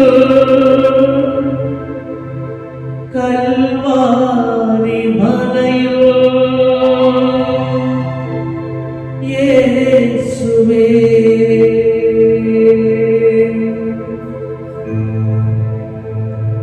கல்வாரி மலையில் சிந்திய இரத்தத்தால் என்னை கழுவும் இயேசுவே. ஒரு துளி இரத்தத்தால், ஒரு துளி இரத்தத்தால், கைகளை விரித்து ஒரு துளி இரத்தத்தால் இயேசுவே என்னை கழுவும் இயேசுவே. ஒரு துளி இரத்தத்தால், ஒரு துளி இரத்தத்தால் ஒரு துளி இரத்தத்தால் என்னை கழுவும் இயேசுவே. ஒரு துளி இரத்தத்தால், ஒரு துளி இரத்தத்தால் என்னை கழுவும் இயேசுநாதா. என் உடல் நோய்களிலிருந்து, மனநோய்களிலிருந்து என்னை விடுவித்து என்னை கழுவும் இயேசுநாதா. தெய்வமே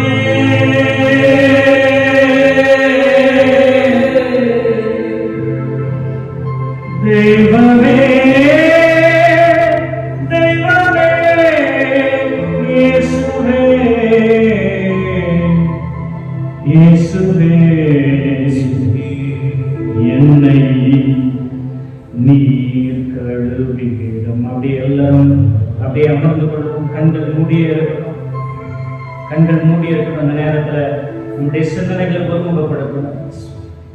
நற்கருணையில் இருக்கிற இந்த இயேசு ஒருவர் மட்டும் நம்மிடத்தில் இருக்கணும். புத்தி திறக்கப்பட்ட விழாவிலிருந்து புறப்படுகிற இரக்கத்துடைய ஊற்றுக்கள் நம்மையும் நம் குடும்பங்களையும் நிரப்ப வேண்டும் என்று சொல்லி, இதோ நமக்கு அவர் ஏற்படுத்தி இருக்கிற அந்த இரக்கத்தின் ஆசீர்வாதத்தை பெற்றுக்கொள்ளத்தக்கதாக உண்மையும் மகிமையும் ஆட்சிமையும் மகா பரிசுத்தமும் நிறைந்திருக்கிற ஆண்டவருடைய வல்லமையுள்ள கரங்களில் இருந்து புறப்படுகின்ற இரக்கத்தை பெற்றுக்கொள்வதற்கு உண்மை நாம் ஒப்புக்கொடுக்கும். இந்த நேரத்தில் நாம் நம்முடைய வாழ்க்கையை நம்ம ஒப்புக்கொடுக்கும். நம்முடைய சிறு வயதுல பல்வேறு நிலைகளில் ஏற்படுத்தி இருக்கக்கூடிய பல்வேறு விதமான நொறுக்கப்பட்டிருக்கிற நிலைகள், ஒரு சில வார்த்தைகள் நம்மை நொறுக்கி இருக்கும், ஒரு சில நிகழ்வுகள் நம்மை நொறுக்கி இருக்கும், ஒரு சில செயல்பாடுகள் நம்மை மிகுந்த காயப்படுத்தி இருக்கும். அவைகள் எல்லாவற்றையும் இந்த நேரத்தில் இயேசுவிடத்தில் ஒப்புக்கொள்ளும். இயேசுவிடத்தில் சொல்லி, அப்பா நீங்க ஒரே ஒரு வார்த்தை சொல்லி நான் என்ன சுகமாக்க முடியும் தகப்பனே என்று சொல்லி, இயேசுவே ஒரே ஒரு வார்த்தை சொல்லுங்க, நான் சுகம் பெறுவேன். ஏதோ அந்த பணியாளன் சொல்றான், அவன் 100 தலைவனாக இருந்தாலும் கூட அவன் இறைவன் முன்பு அவன் வந்து சொல்லுகிறான், ஒரே ஒரு வார்த்தை சொல்லு, என் ஊழியன் குணமடைவான் என்று சொன்னான். ஆக இந்த நேரத்தில் இந்த இயேசுடைய வல்லமையில பிரசனத்தில் நம்மை நாம் ஒப்புக் கொடுப்போம். இயேசுவே நான் சுகப்படுத்தினேன் என்று சொல்லுங்க. உங்களுடைய தலைப்பகுதியை ஒப்புக் கொடுங்க. தலைப்பகுதியில் இருக்கிற எல்லா வியாதிகளையும் இந்த நேரத்தில் சொல்றோம். ஒருவேளை இந்த தலையில் இருக்கக்கூடிய ஒரு பக்க தலைவலி என்று இருக்கலாம், பல்வேறு விதத்துல தலையில பாரங்கள் என்று சொல்லக்கூடியவர்கள் இருந்து கொண்டிருக்கலாம், அல்லது இரவு நேரங்களில் ஏதோ கற்களை கொண்டு தலையை அழுத்துவது போன்ற பல்வேறு விதமான தலை சுற்றலோடு கூடிய பாரங்கள் இருக்கலாம். இந்த இயேசுவிடத்தில் ஒப்புக் கொடுப்போம். தலைப்பகுதியில் இருக்கிற எல்லா வியாதிகளையும் இயேசுவின் திரு ரத்தத்தினால சுகப்படுத்த வேண்டும் என்று சொல்லி, அப்பா என்னை தொட்டு சுகப்படுத்துங்க என்று சொல்லுங்க. எல்லாரும் நம்முடைய கைகளை நம்முடைய தலையின் மீது நாம் வைத்துக் கொள்வோம். கண்களை மூடி இருப்போம். கண்களை மூடி இந்த நேரத்தில் அவருடைய மகிமையான வல்லமை நம்முடைய கரங்கள் வழியாக நம்முடைய தலை மீது இறங்க வேண்டும் என்று சொல்லி, இந்த நேரத்தில் ஆண்டவரை என் தலையில் இருக்கிற எல்லா வியாதிகளையும் ஒப்புக் கொடுக்கிறேன். ஒருவேளை மூளையில் இருக்கக்கூடிய பிரச்சனைகளாக இருக்கலாம், அவைகள் எல்லாவற்றையும் இந்த நேரத்தில் இயேசு சுகப்படுத்துகிற நேரம். ஆக இந்த நேரத்தில் இயேசுவை பார்த்து மன்றாடும், அப்பா என்னை சுகப்படுத்தும் என்று சொல்லி பாடுவோம். முள்முடியாந்த சிரசினிலிருந்து வழிமுடிய இயேசுவின் காயங்களை கொண்டு உன்னை கழுவும் இயேசுவே,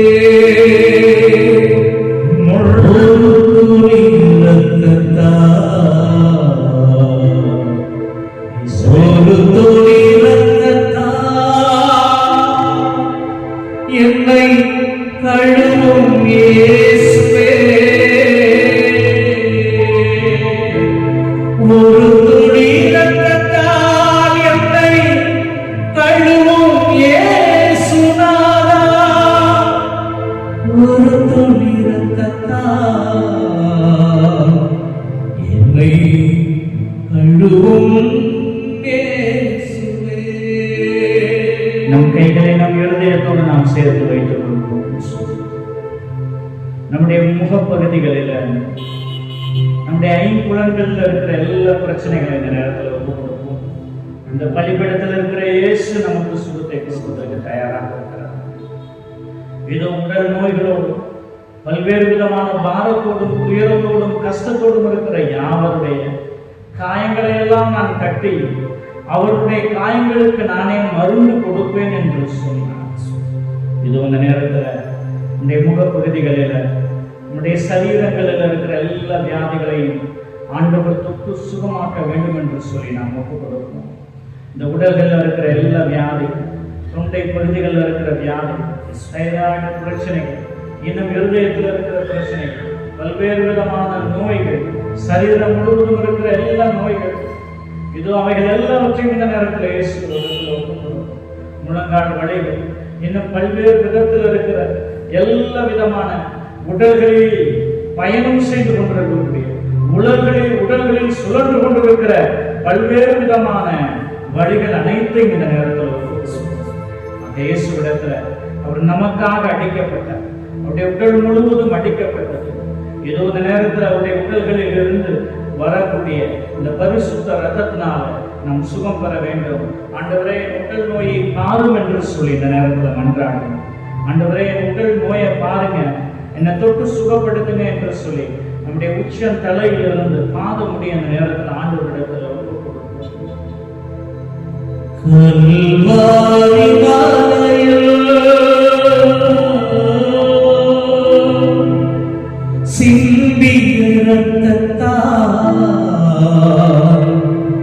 என்னை கழுவும்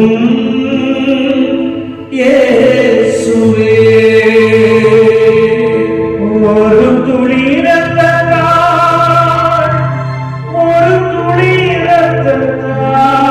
என்னை கழுவும் இயேசுநாதா, என்னை கழுவும் இயேசுநாதா.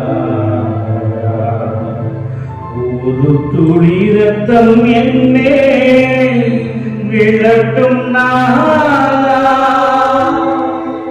ஒரு துளி ரத்தம் என்னேல் விழட்டும் நாதா, ஒரு துளி ரத்தம் என்னேல் விழட்டும் நாதா, ஒரு துளி ரத்தம் என்மேல் விழட்டும்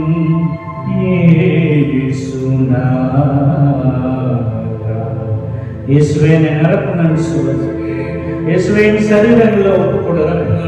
பலவீனப்பட்டிருக்கிற உடல்கள், பலவீனமான எலும்புகளிலும் நரம்புகளிலும் தசைகளிலும் ஆண்டவருடைய வார்த்தை சுகத்தை கொடுக்கக்கூடியதாக இந்த பலிபீடத்திலிருந்து புறப்படுகிற இறை இரக்கத்தின் வல்லமை, ஆணி பொருந்திய காயங்களிலிருந்து வரக்கூடிய வல்லமை ஆண்டவரே உடைய சரீரங்களுக்கு பலத்தை கொடுக்கணும். சுகத்தின் ஆவியானவர், அசைவாடுகிற ஆவியானவர், பலப்படுத்துகிற ஆவியானவர்களை நிரப்ப வேண்டும் படிக்கலாம். இதோடைய இல்லங்களில, மருத்துவமனைகளில இவர்கள் யாருக்கெல்லாம் செபித்துக் கொண்டிருக்கிறார்கள் அவர்களை தொட்டு சுகப்படுத்தும்படிக்காக இந்த வேளையில மன்றாடுகிறோம். இரக்கம் வைத்ததன் தகவல் தாவீதின் மகனே, எம்மேல் இரக்கமையும் என்று சொன்னது. இதோ அவர்கள் மீது நீர் இரக்கம் வைத்ததே தகப்பனே. இதோ இவர்கள் உடல் சுகத்தை பெற்றுக் கொள்வார்களாம் தகப்பனே. அப்படியே நாம் மனதிற்குள்ளே பட்டிருக்கிற காயங்கள் எல்லாவற்றையும் ஒப்புக் கொடுக்கிறோம். மன்னிக்க முடியாமல் இருக்கிற நிகழ்வுகள், ஏற்றுக்கொள்ள முடியாமல் இருக்கிற நிகழ்வுகள், ஒரு வேலைகள் இருக்கிறது என்று சொன்னார். இரவு நேரங்களிலே உறக்கம் இல்லாமல் இருந்து கொண்டிருக்கும். இதோ சங்கீத ஆசிரியர் சொல்லுகிறார், என் படுக்கை கண்ணீரால் நனைந்திருக்கிறது என்று சொல்லுகிறார். இந்த நேரத்துல மன ரீதியான பிரச்சனைகள் அல்லது மனதிற்கு ஏற்றுக்கொள்ள முடியாத நிகழ்வுகள் நமக்கு பல்வேறு விதமான நோய்களை கொடுத்திருக்கிறார். இந்த இயேசுவிடத்துல ஒப்புக் கொடுங்க. இயேசுவினிடத்துல, ஆண்டவரே, எனக்கு உள்மன காயத்துல நீங்க என்னை சுகப்படுத்துங்க. என் காயங்களை எல்லாம் கட்டுகிறவரே, தகப்பனே, என்ன கண்மலையே எங்கள் இரக்கமாயிரும் என்று சொல்லி மன ரீதியாக நாம் பற்றிருக்கிற எல்லா காயங்களுக்காக அந்த நேரத்தில் ஒப்புக் கொடுத்தோம். அப்பா, நீங்க அற்புதங்களை செய்கிறீர்கள். தாம் ஒருவராய் மிகப்பெரிய அற்புதங்களை செய்கிறவராக இருக்கிறாரே தகப்பனே. இது உங்களுடைய கரத்துல எங்களை ஒப்புக் கொடுக்கிறோம் தகப்பனே. முது வல்லமையுள்ள கரத்துல எங்களை ஒப்புக் கொடுக்கிறோம். எப்படி அந்த கல்லறையில் இருக்கக்கூடிய மனிதனை நீர் தேடி வந்து நீர் அவனுக்கு சுகத்தை கொடுத்தீர, எங்களுக்குள் இருக்கிற வெறுமை நீங்குவதாக, எங்களிடத்தில் இருக்கிற கவலைகள் நீங்குவதாக, வருத்தத்தின் ஆவிகளை இவர்கள் மத்தியிலிருந்து எடுத்துக்கொடும் தகப்பனே. இதோ உடைய சுகப்படுத்தக்கூடிய வல்லமைகளை நிரப்படும் தகப்பனே என்று சொல்லி நாம் பாடுவோம். இயேசுவே, ஒரு துளி ரத்தத்தினால என்னை நிரப்பும் என்று சொல்லி நாம் பாடுவோம். ஒரு துளி ரத்தத்தால்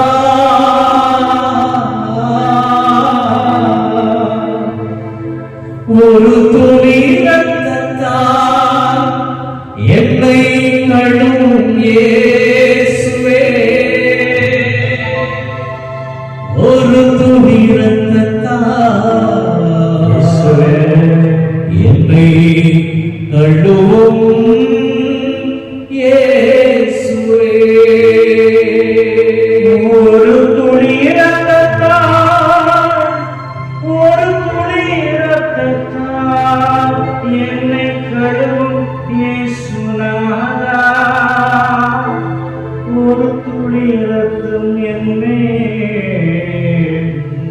விலகும் நாதா என் மனக்காயங்களை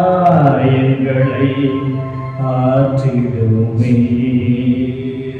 என் உள் மனக்காயங்களை ஆற்றிடுமே.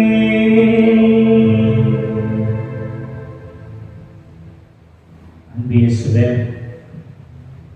மகிமையான பிரசன்னம் எங்களுக்கு கடந்து வருவதற்காக எங்களுக்கு நன்றி செலுத்துகிறோம். இந்த நாளிலும் நீர் எங்களை பெயர் சொல்லி அழைத்திருக்கிற கிருபைக்காக நமக்கு நன்றி செலுத்துகிறோம். எங்களை ஒப்புக் கொடுக்கிறோம். எங்களுக்கு எதெல்லாம் எங்கள் மனதிற்கு தடையாக இருக்கிறது, எதெல்லாம் எங்களை அடிமைப்படுத்துகிறது, எதெல்லாம் ஒரு அன்பிலிருந்து எங்களை பிரித்தெடுக்கிறது, அவைகள் எல்லாவற்றையும் நீர் மாற்றிக்கொள்ளும் தகப்பனே. எங்களை ஒப்புக் கொடுக்கிறோம் ராஜா, எங்களை ஒப்புக் கொடுக்கிறோம். தாழ்ச்சியோடு உடைய கரங்களுக்குள்ள எங்களை ஒப்புக் கொடுக்கிறோம் தகப்பனே.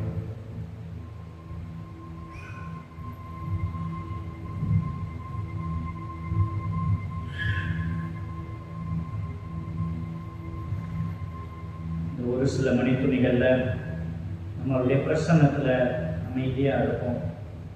இந்த அமைதியா இருக்கிற நேரத்துல எல்லாம் நம்ம சொல்ல வேண்டியது என்னன்னா, இயேசுவே நான் உண்மை அன்பு செய்கிறேன் அப்படின்னு சொல்லணும்.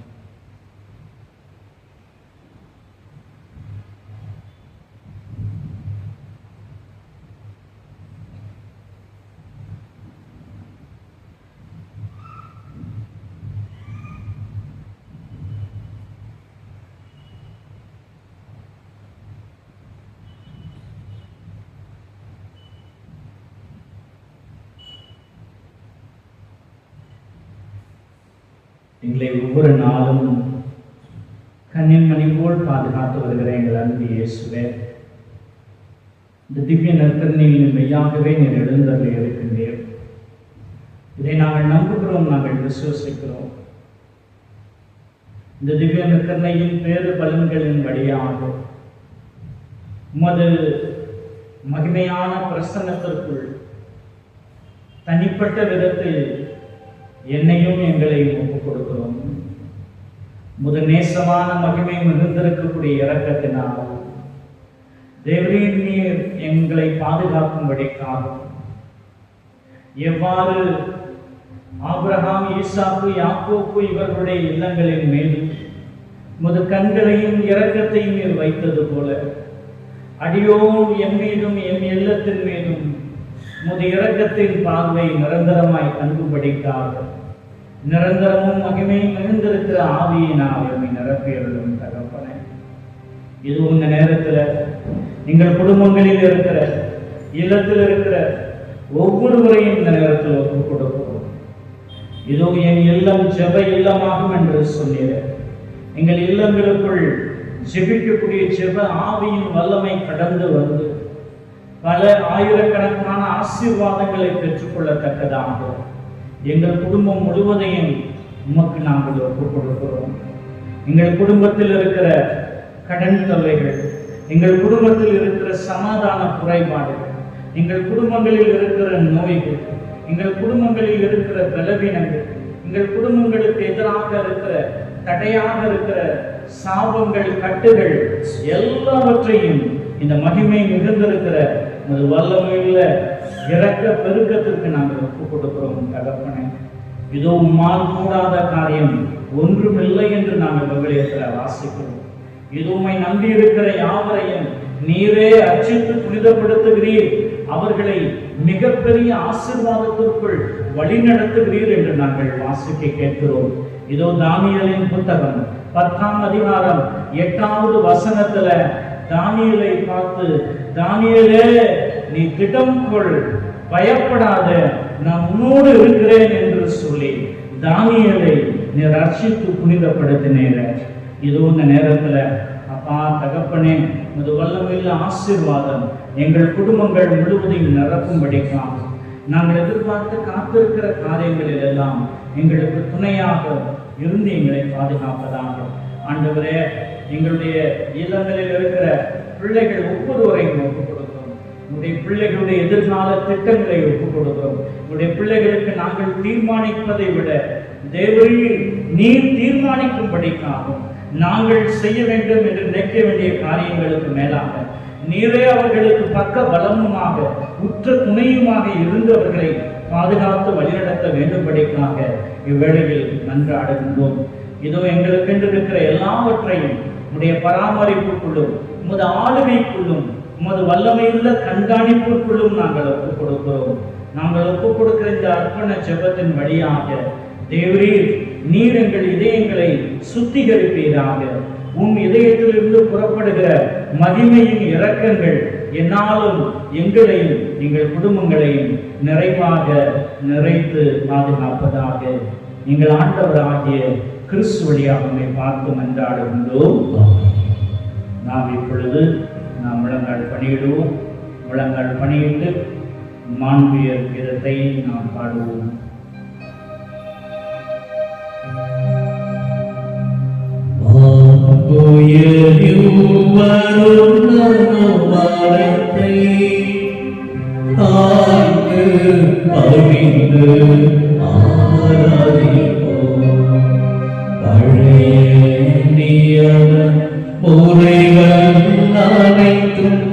இனி மறைந்த முடிவு பெறுங்க புதிய நியம முறைகள்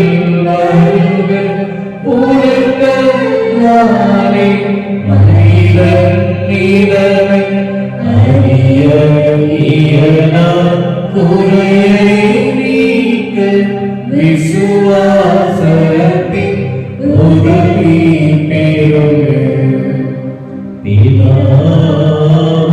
பிதாவுக்கும் சுதனவுக்கும் புகழ்ச்சியோடு வெற்றியாகும்.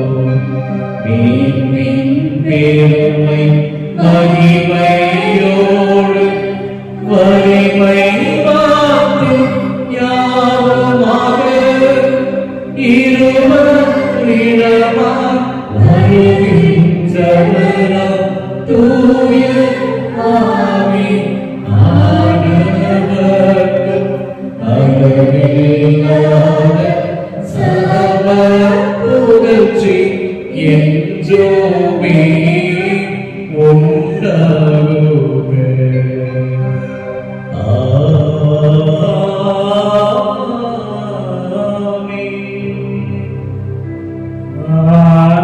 அவர்களுக்கு அப்பளித்தீரே. இனிமையெல்லாம் தன்னகத்தை கொண்ட அப்பம் இதுவே.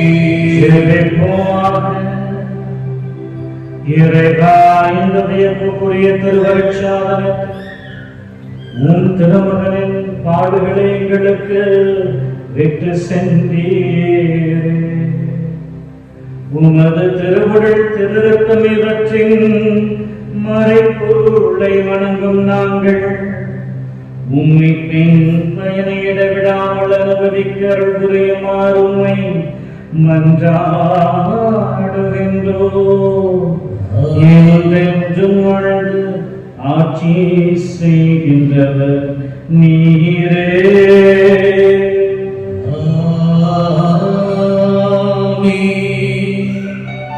பிரியமானவர்களே, இந்த தெய்வீக ஆசிரியை நாம் பெறுவதற்கு நாம் பெறுவோம். இந்த திவ்ய நற்கனை ஏந்தி நான் முன்னாடி இருப்பேன். இந்த நாளில் நீங்கள் பல்வேறு விதமான தேவைகளோடு கூட நீங்கள் வந்திருக்கிறார். அதை எப்படி நன்மை வாங்குறப்ப எப்படி நீங்கள் வரிசையாக வருவீங்களோ அது போல் நீங்கள் பயபக்தியாக வந்து இந்த திவ்ய நற்கனில் இருக்கிற இந்த ஆண்டவரை தொட்டு நாம் வணங்கி நாம் ஆசீர்வாதத்தை நாம் பெற்றுக்கொள்வோம்.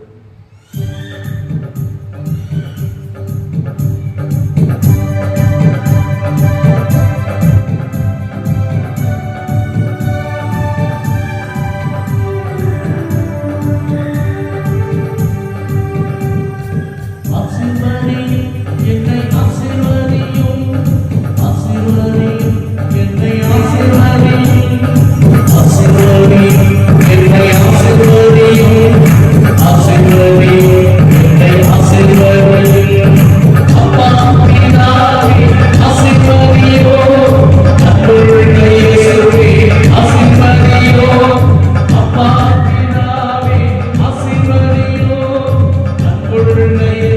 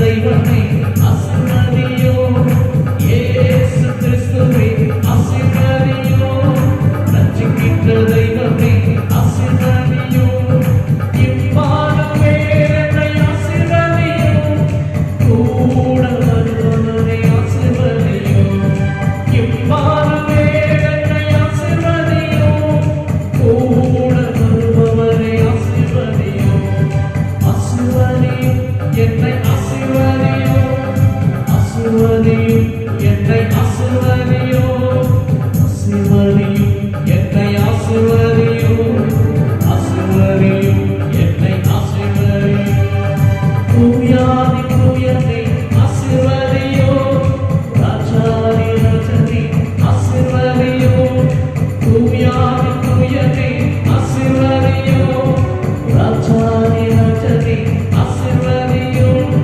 சாலோமி ப்ரோஜாவே ஆசீர்வதியோ சாலோமி ப்ரோஜாவே ஆசீர்வதியோ சாலோமி ப்ரோஜாவே ஆசீர்வதியோ சாலோமி ப்ரோஜாவே ஆசீர்வதியோ ஆசீர்வதியோ என்னை ஆசீர்வதியோ ஆசீர்வதியோ என்னை ஆசீர்வதியோ ஆசீர்வதியோ என்னை ஆசீர்வதியோ ஆசீர்வதியோ என்னை ஆசீர்வதியோ நீதியின் ராஜாவே ஆசீர்வதியோ நிர்மல ராஜாவே ஆசீர்வதியோ நீதியின் ராஜாவே ஆசீர்வதியோ நிர்மல ராஜாவே ஆசீர்வதியோ சேனைகளின் கர்த்தாவே ஆசீர்வதியோ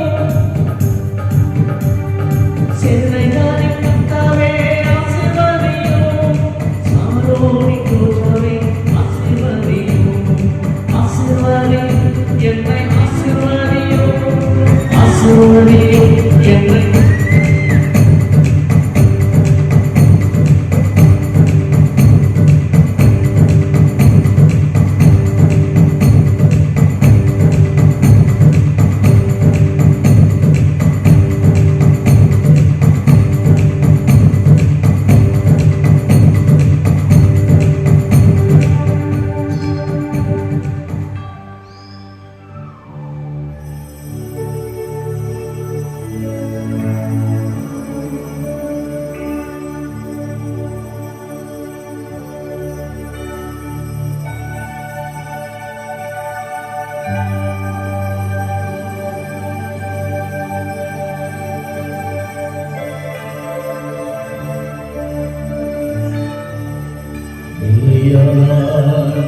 புகழுக்குரிய தூய்மை மிகுந்த கருணைக்கு